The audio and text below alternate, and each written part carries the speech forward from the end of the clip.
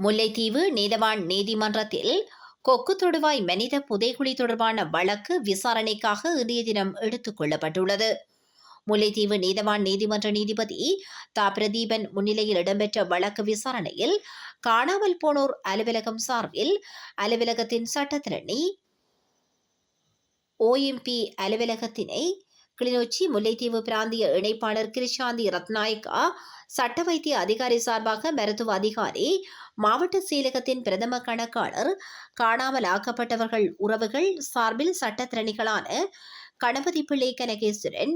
அனிதா சிவனேஸ்வரன், கொக்கு தொடுவாய் போலீஸ் நிலைய பொறுப்பதிகாரி ஆகியோர் மன்றில் முன்னிலையாகியிருந்தனர். இன்றைய வழக்கின் பின்னர் சட்டத்திரணி கணபதி பிள்ளை கனகேஸ்வரன் ஊடகங்களுக்கு கருத்து தெரிவிக்கையில், கொக்கு தொடுவாய் மனித புதைகுழி வழக்கு AR 804/23 வழக்கானது கௌரவ முல்லைத்தீவு நீதிவான் நீதிமன்றில் அழைக்கப்பட்ட போது சட்ட மருத்துவ அதிகாரிகள் சார்பாக இன்றைய தினம் அறிக்கை சமர்ப்பதற்கு போதுமான கால அவகாசம் இல்லை என்றும் அதற்கு இன்னும் 2 மாத கால அவகாசம் வேண்டும் என்ற அடிப்படையில் கௌரவ மன்றில்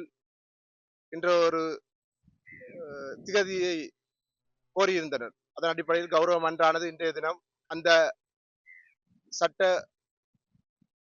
அதிகாரியினுடைய விண்ணப்பத்தை ஏற்று பிரிதொரு தினமாக 27/2/2025 திகதிக்கு வழக்கு தவணையிடப்பட்டுள்ளது.